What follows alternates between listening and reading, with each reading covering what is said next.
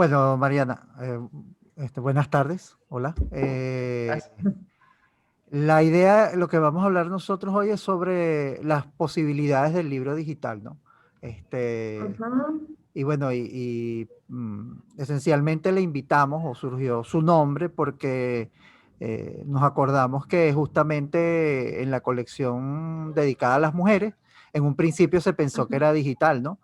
Entonces es ver cómo Ujú. esa posibilidad de esas alternativas ayudaban a visibilizar todo un público que durante muchísimo tiempo el canon, la academia, el público general tiene completamente invisible y sin voz, ¿no? Entonces, vamos a hablar un poquito de eso hoy y bueno, y cómo las redes sociales cambian la cuestión. O sea, es una conversa bastante informal, no es nada profundo, no es nada específico ni académico, sino más bien es algo Sí, sí, reflexionar sobre esos temas. Ujú. Ok. Hola. Ya te Hola, vemos, ya te vemos. yo también. Con Yo los estoy tapabocas. viendo, los estoy mirando. Ah, sí, Ajá. Bueno, Edgar, Aquí como ya son 9 meses, entonces ya la gente tiene diseño. sí, vale, Y sí. la gente ya Aunque, hicieron unos de Halloween, no sé cuántos. aunque esta semana el virus está de asueto. De modo no hay que, Sí, tampoco es tan grave. aquí en Perú son 9 meses, ya desde el 15 de marzo, que andamos con tapabocas. vale, Edgar, ¿cómo hacemos? ¿Quién presenta? ¿Cómo hacemos? Mira, no, me parece que esa fue una presentación de la línea que queremos en la conversa. Me parece que es muy precisa. Y solo me gustaría añadirle para efectos de Mariana, que no ha tenido la conversa completa sobre la temática, que es el canon, ¿no? En eso del libro digital, en eso de las nuevas ocurrencias o encarnaciones, como le llamaste, del libro, ¿no? Entonces, me gustaría muchísimo que pudiéramos conversar sobre eh, el arribo, más allá de lo deseado o esperado de un canon que no necesariamente es sobre el soporte, sino también sobre el contenido de ese soporte. Es decir, el canon que comenzó siendo el libro con la impresión, es decir, un soporte nuevo de el libro de la Biblia, ahora nosotros siempre pensando en Ayacucho, en revisar el canon, y ahora también nos toca revisar el canon del soporte, no solo del contenido. Sí. Entonces, eso me gustaría que lo pudiéramos conversar. Bueno, No Edgar, sé. si quieres yo empiezo como muy general, como tirando la primera bola. Adelante, dale. Yo creo que la importancia editorial de cualquier texto siempre está subestimada, ¿no? La importancia que tiene un editor en escoger ciertas características, ciertos textos por encima de otros. Y creo que uno de los momentos fundamentales cuando la gente se da cuenta de que todo esto es un asunto editorial, ¿no? El asunto editorial baña muchos más otros aspectos, es cuando descubren los manuscritos del Mal Muerto, cuando se dan cuenta que toda la fe cristiana se basa justamente en además de un cambio de soporte, ¿no? Que eran los papiros, esta cantidad de formas del libro, también una selección que hicieron unos editores, que en este caso es la iglesia, y que tomó esos textos y lo convirtió en la Biblia que hoy conocemos, ¿no? Con una intencionalidad. Tenía una intencionalidad Y bueno, ¿por qué? Bueno, tenía una intencionalidad de que no hubiera incongruencias entre sí, tenía una intencionalidad de que se mantuvieran ciertos principios que a ellos les interesaban y bueno, y se olvidaran otros que no les interesaban. Y también tenía cierta, era una manera de mantener el poder, por eso también no se traducen y se convierte el latín eclesiástico en la lengua culta y la lengua de lo que, del, de la alta cultura, ¿no? Entonces, creo que justamente eso ha pasado también con este cambio tan drástico que ha habido con los soportes, ¿no? Ya el libro, nosotros que llegamos a ver el auge del libro, donde leíamos en papel, estamos completamente bañados ahora de cualquier alternativa digital y que justamente nos ha hecho pensar en ese canon. Si antes no se podía imprimir un libro, porque era muy difícil de conseguir, era muy caro de conseguir, no sabíamos si tenía un público, ¿no? Ese trabajo que tenían editoriales pequeñas, editoriales de universidades, de rescatar todos esos textos. Bueno, ahora con el libro digital se abre muchísimas más posibilidades y es una oportunidad de reincorporar a ese canon autores completamente desconocidos y autores y ponerlos junto a los consagrados. Quizás no en el mismo nivel, pero que la crítica y el público en el futuro pueda juzgarlos bueno, y elaborar el canon futuro, ¿no? El canon que se está construyendo.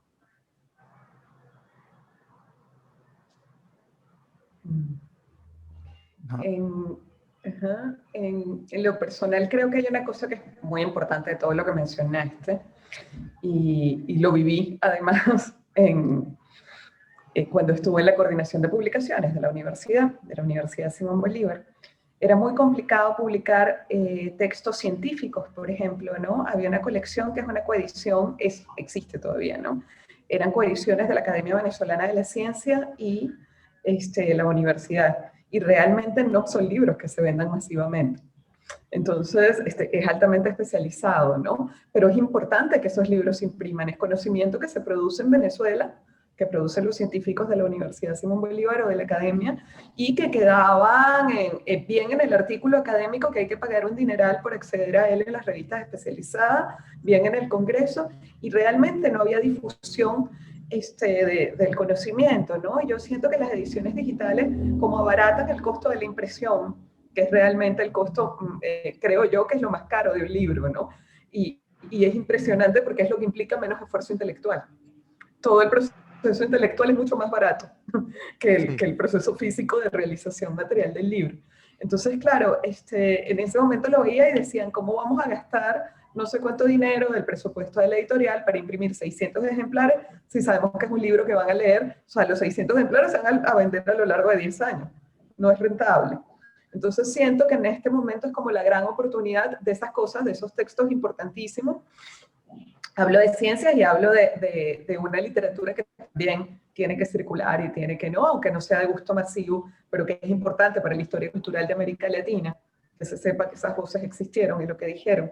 Y siento que la plataforma digital, en el momento en el que se hace más barato y además circula más fácilmente fuera, una de las cosas, de los problemas que hemos tenido históricamente en América Latina, es que aunque hablamos un mismo idioma, en Hispanoamérica al menos, hablamos un mismo idioma, es un idioma que se habla en 4 continentes y somos un montón de hablantes del español, pero los libros no circulan, ¿no?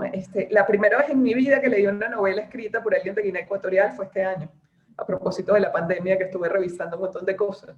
Y no recuerdo haber visto, ni siquiera en España, que está más cerca geográficamente, y, ¿no?, un libro escrito por algún autor de Guinea Ecuatorial, ¿no? Entonces siento que esta plataforma, la posibilidad de comprarlo en ebook fue maravillosa. Siento que este tipo de producciones nos permite, primero, aprovechar la ventaja del idioma, después poner a circular estos textos que son importantes cualitativamente, aunque no vayan a ser grandes éxitos de lectura, ¿no?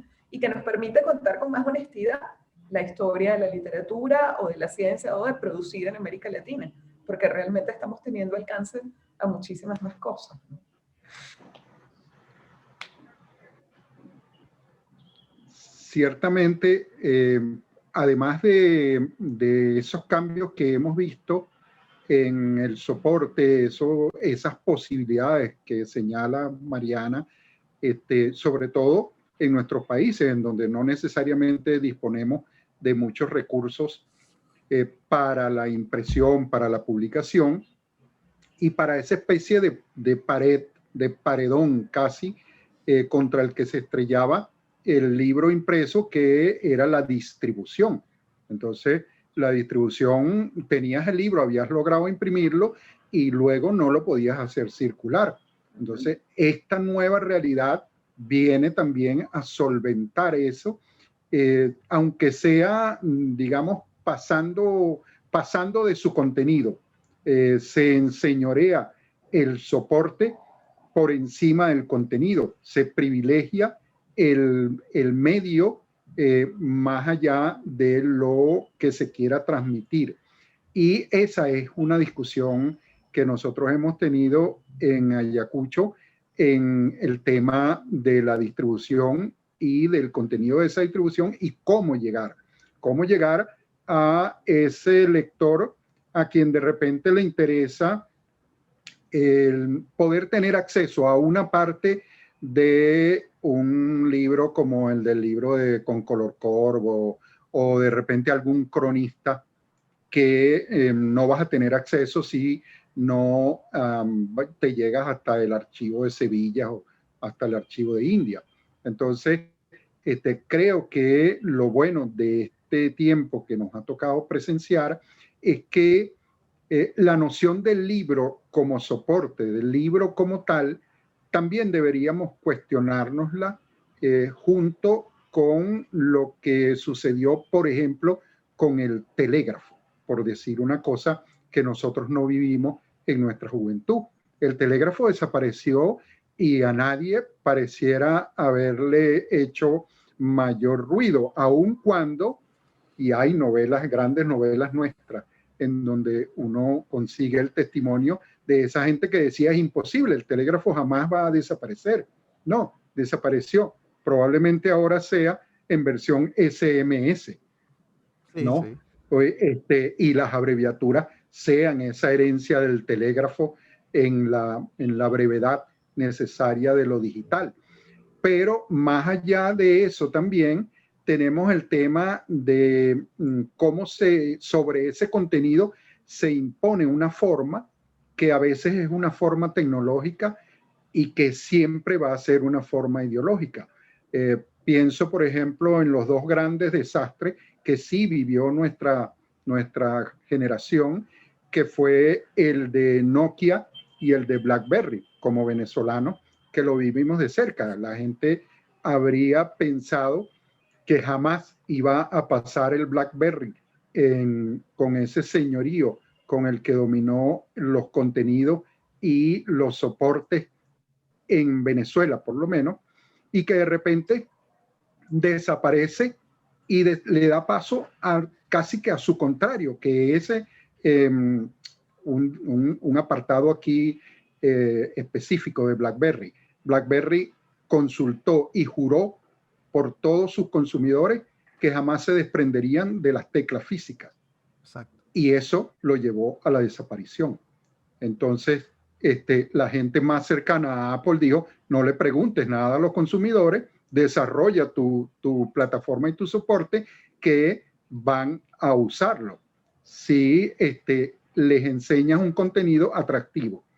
Entonces, eso lo vimos nosotros y ahora estamos nosotros en donde el libro pareciera tener menos importancia que la lectura que queremos transmitir y promover. Entonces, para mí, en medio de todo, me parece que el libro comienza a ceder espacio, al igual que el telégrafo, pero la lectura revive, la lectura sobrevive y se hace mucho más fuerte.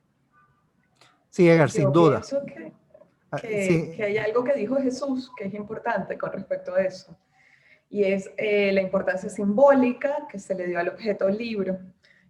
pensando en Ángel Rama, ¿no? Quien habla de la cultura letrada como la marca fundamental de la colonización. Y dice, claro, la palabra escrita era lo que le daba legitimidad, o al menos fue donde ancló su legitimidad, todas las instituciones, donde anclaron su legitimidad todas las instituciones que participaron en el proceso de colonización y de reeducación. ¿No? Y bueno, Ángel Rama lo explica muy bien en La ciudad letrada, y eso le da un peso simbólico al libro, que creo que es lo que genera las resistencias que mencionaba. Porque yo recuerdo que pasamos del acetato al MP4 en cuántos años, en poquísimo tiempo, con un montón, y no hubo lamentos, ni sencillamente se dejó de usar, ¿no? Y ya, y desaparecieron, ¿no? Poco a poco han ido saliendo, y la resistencia con el libro creo que tiene que ver con esto, con el pensar en la cultura letrada, en el poder, en el acceso a la palabra escrita y en la importancia, ¿no?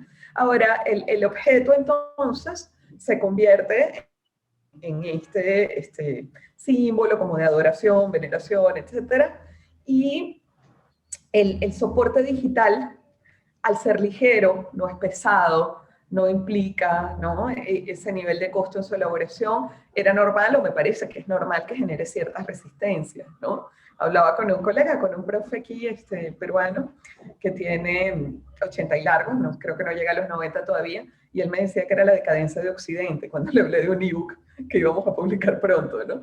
Dice, ya, este es el fin del mundo, ¿no? Esperaba no vivir para ver eso. Pero el asunto es que yo lo conozco porque he trabajado con libros escritos por su madre, que es una escritora muy importante en Perú. Feminista, una mujer de avanzada, interesantísima, ¿no?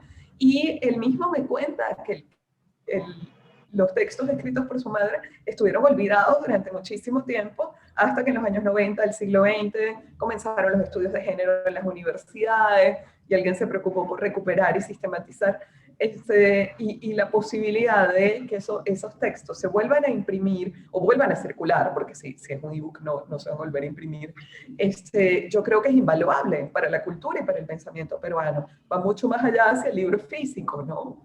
Y bueno, hablando concretamente de textos como los de Biblioteca Ayacucho, hay estudios previos y posteriores a la publicación del libro en sí mismo, que es importante consultar para cualquier investigador, ¿no? Entonces, el hecho de que circule más allá de quienes puedan adquirir el tomo físico.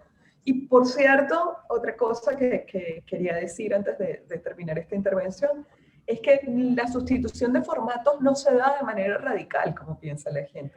Pensemos en cómo ha pasado con la música, o sea, no es que hoy no imprimimos nunca más, no. Es algo progresivo, y van apareciendo progresivamente más ebooks y más textos editados en otro formato, y van desapareciendo, o sea, y cada vez se hacen menos, pero no es un cambio que se dé cualquier día, ¿no? Entonces Sí. creo que también el miedo pasa por eso, ¿no?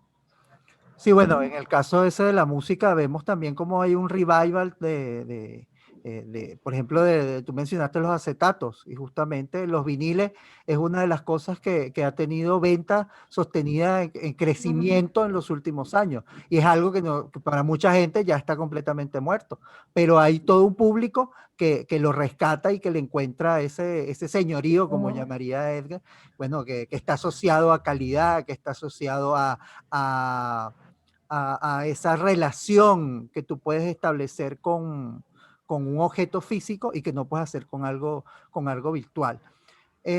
Volviendo al tema editorial un poquito, y también como para glosar lo que ustedes venían diciendo, eso genera esa facilidad de publicar, también es paradójica, porque todos estos grandes conglomerados tecnológicos tratan de tener su parte de la torta, y bueno, y eso también les acarrea o necesita un control editorial férreo, ¿no? Y por ejemplo, ahorita hablar de ebook es en algunos idiomas, por ejemplo en el inglés, es sinónimo de hablar de Amazon, donde Amazon tiene el control de una cantidad de libros, y él es el que decide quiénes son los que se publicitan, quiénes son los que se venden, y lo contrario, quiénes son los que se invisibilizan y no pasan, y muchas denuncias de libros que desaparecen de los listados de Amazon, simplemente porque, bueno, porque ellos querían posicionar otro en contra de ese. Y bueno, y justamente así como existía la edición independiente antes, así había esas ediciones estadales, esas ediciones en universidades que se encargaban de recuperar esos textos y que el mercado no fuera la última palabra en la decisión. Justamente debe surgir esas editoriales pequeñas que aborden esos temas, que tengan plataformas independientes de esas plataformas gigantes y multinacionales, y que tengan oportunidades para poner su catálogo, ¿no? Y bueno, creo que finalmente, también para lo que decía Edgar, más que la cuestión del libro, el cambio de formato ha sido también una oportunidad para nuevas maneras de leer, que es algo que es difícil de entender, pero que vamos captando a medida que vamos avanzando, ¿no? Y eso también reclama mucha resistencia de parte del que dominaba o que tenía una legitimidad antes, ¿no? Por ejemplo, no sé si ustedes han leído sobre la polémica del último premio de poesía de Espasa, ¿no? De un muchacho que escribe en Facebook sin ninguna pretensión y le dan un premio importantísimo. Y el primer grito de quién son, por supuesto, de la poesía establecida, y que más allá de la calidad del texto de este muchacho, lo interesante a mí me parece es todos los gritos de todos los enemigos que se han levantado simplemente por no escribir la poesía que uno está acostumbrado, o lo que uno tiene por buena poesía y poesía de calidad, y que sin embargo en el público, en todos estos seguidores que tienen, hay un feedback, hay una identificación con esos textos, y que bueno, y que finalmente la pregunta final sería si la poesía, eso no es poesía, o este es otro tipo de poesía, o sea, otra de las metamorfosis de la poesía, y que bueno, y que ya no dependerá de nosotros anclados a esa poesía anterior decidir, sino a las generaciones venideras. Yo no veo mucha diferencia entre este cambio, es decir, cuando vemos el paralelismo, ¿no? Entre la aparición de la novela como género burgués, que armó un enorme escándalo en la aristocracia, que decían, bueno, ahora estos tipos recién vestidos están escribiendo novelas, y no. No veo demasiada diferencia entre el nacimiento de la novela y la reacción de la aristocracia frente al hecho de que la burguesía tuviera un nuevo género literario, que por supuesto hubo resistencias enormes a que eso se le llamara género literario durante muchísimo tiempo, y que pasa también por un cambio tecnológico que fue la aparición de la imprenta, ¿no? Y la masificación de las ediciones y la creación de los folletines, que cómo le van a decir literatura a eso. Y resulta que no hay un lugar del mundo donde se estudie literatura y no se lean, bueno, claro, ya editadas como libro, como que el paso a la alta cultura implicó la transformación del formato, ¿no? El Facundo de Sarmiento se publicó como folletín, ¿no? Un libro tan emblemático dentro de la cultura latinoamericana. Y se publicó primero y bueno, luego apareció como libro y sufrió una serie de transformaciones, pero digamos que eso que se entendía como una expresión de la cultura de masas y cómo es posible que le den el rango, ya había ocurrido con la aparición de la imprenta. Entonces siento que estamos viendo eso más o menos comparable en muchos sentidos, ¿no? Ahora con el nacimiento de las nuevas plataformas.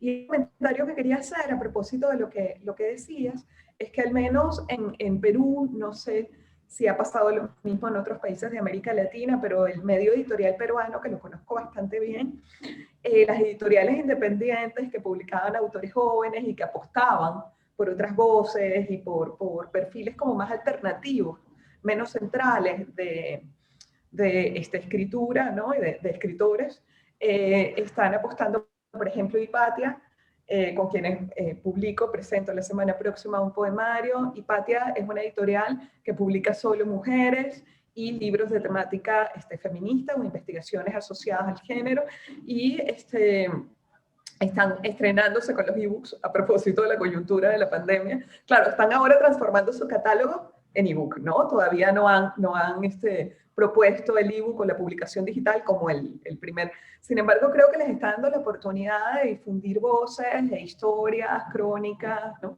Y progresivamente supongo que se da la mutación también en la estructura discursiva, ¿no? Que era un poco tu comentario con el que coincido plenamente, porque así como nació la novela como un género, porque se iba a repartir por entregas y tenía que tener división por capítulos, ¿no? Ahora estos nuevos formatos digitales nos van a dar la pauta de cómo publicar ciertas cosas, ¿no? Jacqueline Goldberg, la extraordinaria poeta venezolana, escribió un texto que publicó en Twitter, ¿no? Lo fue publicando progresivamente y luego lo junta y aparece. Pero claro, creo que todavía tenemos como la aspiración a que eso se convierta en libro, ¿no? Todavía creemos que después de esto viene el paso al ingreso, es como un paso previo, pero todavía no se ve como el fin último. Y bueno, supongo que es porque estamos en el momento de transición, ¿no? Sí, definitivamente. Y la transición, Mariana, y quiero aprovechar la presencia tuya en esta conversa, porque...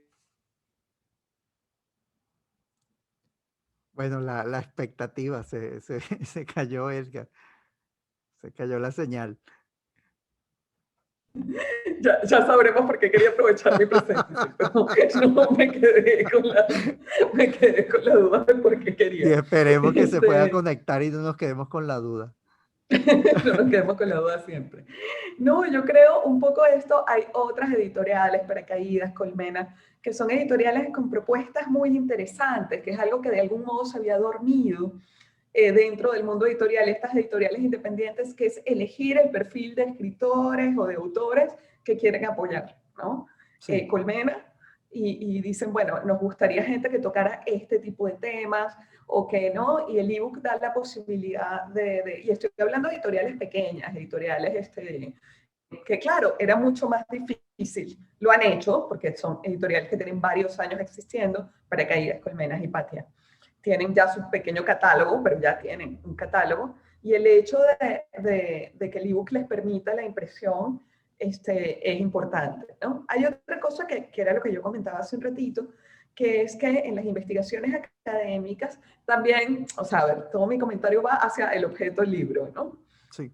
Por mi experiencia en la editorial de la Simón Bolívar y en publicaciones, no solo en la editorial, hay libros que como objeto libro generan afecto, cercanía, no sé, es decir, queremos el objeto, lo queremos como producto, pero hay otros que son simplemente utilitarios. Entonces, por ejemplo, los libros de texto que utilizaban los estudiantes era la edición más barata y más fea y tampoco se justifica. Era porque ellos no le daban importancia si el libro era bonito o feo, lo que querían era tener sus, ¿no? Claro. Entonces, siento que el pasar esto de todas las ventajas que da tener un libro de física, de matemáticas en ebook, con todos los, ¿no? Todas las maravillas que se pueden hacer, es la de matemática descriptiva, de cualquiera de estos, ¿no? Además de eso, ahí el objeto libro, quizás creo, y vuelvo a Ángel Rama y a la cultura letrada, ¿no? Creo que son los textos literarios los que tienen toda esta carga emocional que le damos al objeto y que progresivamente yo creo que se va a modificar esa visión, ¿no? Sí, bueno, y eso, los ebooks también han facilitado que esas pequeñas editoriales, esas editoriales independientes, haya unas que se dediquen también a publicar libros en papel, o sea, que no tengan necesidad, porque al haber un público ávido de libros en papel, bueno, ya no se ve como un libro urgente que todo el mundo lo necesita comprar, o sea, no te interesa a ti como editorial vender el libro, vender 5.000, 10.000, 100.000 ejemplares, sino que te interesa vender pocos ejemplares y bueno, y eso va a estar asociado al precio. Van a ser libros mucho más caros, pero para que el de verdad tiene su relación con los libros en papel, está la opción y ambas, o sea, tanto la persona que compra el libro como para el que lo vende, tiene es satisfactorio y es rentable, ¿no? Y bueno, y también eso, la gente que hace libros digitales justamente para financiar la publicación de libros en papel, que eso también es bastante loable, o sea, no olvidarse completamente del libro. Claro. Es que yo dar creo las que esa opciones. transición, bueno, era lo que decía hace un ratito, yo creo que eso es progresivo, no es un cambio que aparece un día cualquiera, ¿no? Por otro lado, hay una serie de ventajas que me parecen muy chéveres. Yo, además de ser investigadora y haber trabajado en publicación de libros, también soy cuentacuentos. Entonces, por ejemplo, en todos estos textos de animación a la lectura, ¿no? del trabajo con niños o con adolescentes de alfabetización tardía, la maravilla que nos da el ebook de incorporarle voz, por ejemplo, Sí. ¿no? Y que puedan ir leyendo mientras escuchan. Y van asociando la palabra, el grafema, con el fonema a medida que leen. Y me parece que esa es una herramienta muy útil, sobre todo ahora que nos vimos forzados a estudiar a distancia, ¿no? Porque bueno, yo trabajo en la universidad, mis estudiantes tienen 16 años o más, pero los maestros de primer grado también tuvieron que empezar a trabajar a distancia. Entonces, o de segundo, ¿no? Entonces creo que también hay que ver la utilidad del ebook como la posibilidad de incorporar todos estos recursos que no solamente son, claro, es lo que te decía, depende de la naturaleza del libro, ¿no? Que no necesariamente están asociados a la palabra escrita, sino que son otras cosas que les permiten a los muchachos o a los niños investigar, interactuar, ¿no? Es interesante. Sí, digamos que hay cosas que a veces el ponerle cara, incluso con las ilustraciones, a veces me peleo. Lo que pasó con Frankenstein. Frankenstein daba muchísimo miedo, el monstruo de Frankenstein, porque Sí. en la novela Frankenstein nunca se describe el monstruo. Sí. No sabemos cómo es. Y vino al cine y la televisión y le puso una cara cuadrada que no se cuenta de qué y dos tornillos aquí. Entonces ya da menos miedo porque todo el mundo sabe cómo es, ¿no? Sí, sí. O da otro Entonces, tipo de miedo, da otro tipo de miedo porque está sí, asociado no, a otras cosas. claro, pero este miedo metafísico que logra Sí. Mary Shelley maravillosamente en 1816 con que cada quien piensa en eso a lo que le tiene más miedo, se pierde un poco. Es decir, tampoco creo que matar el manejo emocional que se logra con la literatura, que es la especificidad de esa manifestación artística, pues, ¿no? Que la especificidad está en que no estás viendo, sino que cada quien está recurriendo a sus imágenes interiores, a su propio, con lo cual nadie lee el mismo libro, ¿no? Nunca dos personas leen el mismo libro. Tampoco me parece que sea tan buena idea el matar poniéndole una imagen fija a una cara a uno, por eso digo que a veces hasta con las ilustraciones me peleo. Pero sí creo que como recurso didáctico pedagógico, que es también una de las finalidades de los libros infantiles. Y en otras ocasiones como puede ser chévere, ¿no? Puede ser interesante. Y cómo interactúan, ¿no? Bueno, esto, o sea, el ebook permite que con mayor facilidad la poesía, que es esencialmente musical, leída, a mí me gusta muchísimo escuchar poesía, escuchar recitales, ¿no? El poder incorporar voz a los poemarios me parece que es un recurso maravilloso, ¿no? Sí, bueno, Que eso nos da el ebook. las posibilidades técnicas, ¿no? No solo Uh-huh. el audio, sino también, bueno, video. Puedes hacer cosas interactivas. Yo recuerdo, por ejemplo, un libro infantil donde tenías que soplar al micrófono para mover unas hojas en algo. Entonces soplabas al micrófono y las hojas se movían. Entonces es aprovechar todas esas posibilidades técnicas que tiene un formato y bueno, y aprovecharla justamente en tu narración, en tu quehacer literario, ¿no? Ya sea echar un cuento, ya sea en hacer poesía, ya sea en también al defender un punto, o sea, escribir un ensayo y que sea sobre cine o que hables de la influencia, tú mencionabas a Frankenstein, por ejemplo, entonces tú hablas del Frankenstein de Browning, que tú puedas poner un clic de justamente de esa imagen de Frankenstein que esté ahí y que bueno, y que haya movimiento y que haya todas esas posibilidades y que bueno, y que finalmente, como decíamos hace un rato, también hay unos nuevos públicos y nuevas maneras de leer y que para ellos es mucho más atractivo, es mucho más llamativo tener algo en movimiento, algo que algo físico y estático que esté ahí, que no pueda y que siempre va a rehuir bueno, y que finalmente lo va a apartar, ¿no? Entonces, creo que todas estas posibilidades abren, nos abren a nuevos lectores y sobre todo también a mantener a los lectores que tenemos. Porque antes, imagínense, conseguir un libro, uno tenía que ir a llamar a la librería, ver si lo tenían. Después uno iba y resulta que no lo tenían, que lo tenían en el sistema, pero que no lo consiguen en los estantes o lo vendieron y tenía que ir a libros usados y así era. Y conseguir un libro era bastante complicado. Ahora el conseguir un libro es simplemente una búsqueda en internet y bueno, y ver dónde ubicarlo, desde el libro físico hasta el libro digital. Y para la investigación en humanidades, en literatura, me parece que es importantísimo, además, la posibilidad de construir redes. Y eso también el libro digital nos da la posibilidad de dialogar.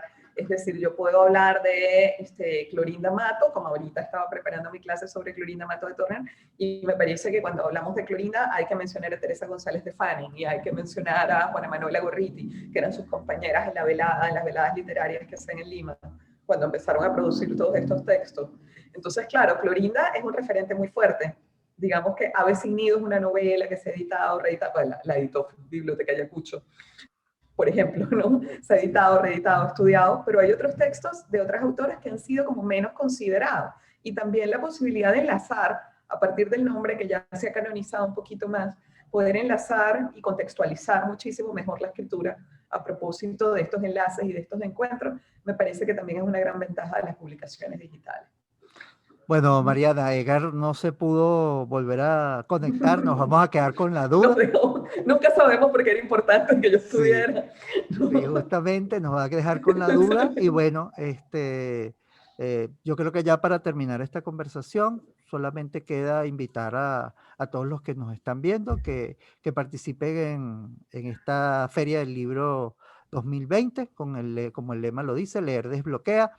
Y bueno, aprovechar justamente esas posibilidades que tú mencionabas hace un rato de la pandemia y que eso nos agarró completamente fuera de base, y que hemos tenido que adaptarnos y bueno, y justamente los textos digitales, los ebooks, han sido una de esas herramientas, así como los servicios de streaming, como todas estas conexiones a internet, bueno, esto que estamos usando, estas videoconferencias, ha logrado suplir y nos ha dado cierta normalidad y que bueno, hay que aprovechar. Y justamente esta feria no podía dejar de realizarse y todos estos libros que pueden conseguir, pueden ver lo que tiene la feria, los otros eventos que están haciendo en filben.com y los libros de Biblioteca Ayacucho los pueden descargar desde www.bibliotecayacucho.ml. Bueno, ahí va a estar... Por ella está Zulima. Sí, por ella está exacto. Zulima que no se reeditaba desde 1896. Exacto. Así Ese libro... que volvemos a...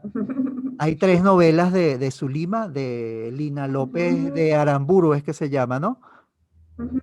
Bueno, Lina López de Aramburu. Entonces tiene 3 novelas que vamos a editar. Esta semana estará en la página web, bueno, y todo. Tenemos a Aquiles Nazoa, tenemos a Luis Brito García, tenemos una selección del cuento fantástico hecha por Carlos Sandoval. Si no la has visto, Mariana, para que la descargues. Sí. Y bueno, y tenemos una viajera inglesa que se llama Dorothy Mills, que también lo pueden descargar desde la página de Biblioteca Ayacucho. Bueno, yo me despido, te dejo para que te despidas y revisen todo lo que tenga que ver con la feria.